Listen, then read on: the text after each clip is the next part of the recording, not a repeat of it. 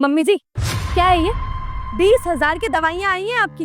अरे आपको तो पता है ना, मैं और विभोर कितनी मुश्किल से ये घर चला रहे हैं। दोनों को काम करना पड़ता है तब जाके ये घर चलता है। पर नहीं, 10 बीमारियां जो हैं आपको। अरे आपको बिल्कुल शर्म नहीं आती क्या?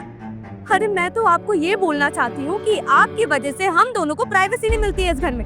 अरे हमें भी तो अपनी फ्यूचर प्लानिंग करनी है, टाइम स्पेंड करना है, पर आपकी वजह से वो सब नहीं हो पाता है। और आपको सब पता है, फिर भी इस घर में बैठी रहती हूँ। अरे थोड़ी बहुत इज्जत प्यारी हो तो निकल जाओ ना यहाँ से। बहू, ऐसा क्यों बोल रही है? अरे माँ बाप अपने बच्चे को पालते हैं, पोसते हैं, बड़ा करते हैं, इसलिए तो करते हैं ना कि आने वाले कल में उनके बुढ़ापे का सहारा बने। और एक बात बता बेटा, तुम्हारे ऊपर भी तो बुढ़ापा आएगा ना, तुम्हें भी बीमारियां लगेंगी, तुम भी सास ससुर बनोगे। इसका मतलब ये तो नहीं है कि बुढ़ापा आने पर तुम बुजुर्ग को भार उठा के फेंक दो। अरे ज्यादा बातें करने की जरूरत नहीं है। हमारा जब बुढ़ापा आएगा, जब हम सास ससुर बनेंगे, तब हम खुद देख लेंगे। तुम अभी अपने बारे में देखो।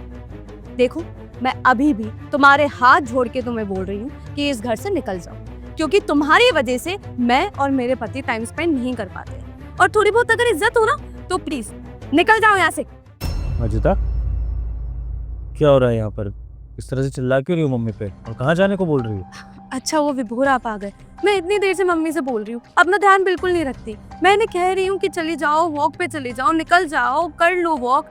मम्मी जी, इतनी देर से आपसे बोल रही हूँ कि आप बाहर चली जाओ, बाहर चली जाओ, निकल जाओ, वॉक कर लो, पर आप सुनती नहीं हो मेरी।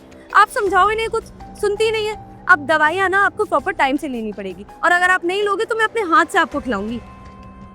अच्छा, तो ये बात है।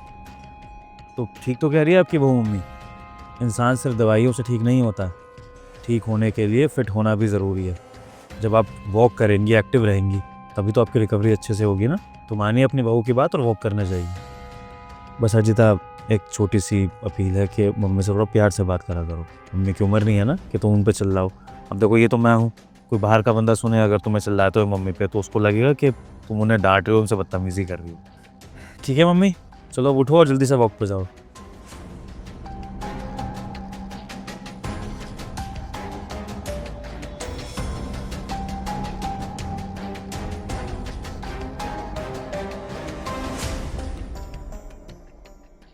अच्छा सुनिए ना जी, अब मेरी मम्मी आने के लिए कह रही थी यहाँ पे, तो आप उनके लिए फ़्लाइट बुक कर दोगे क्या?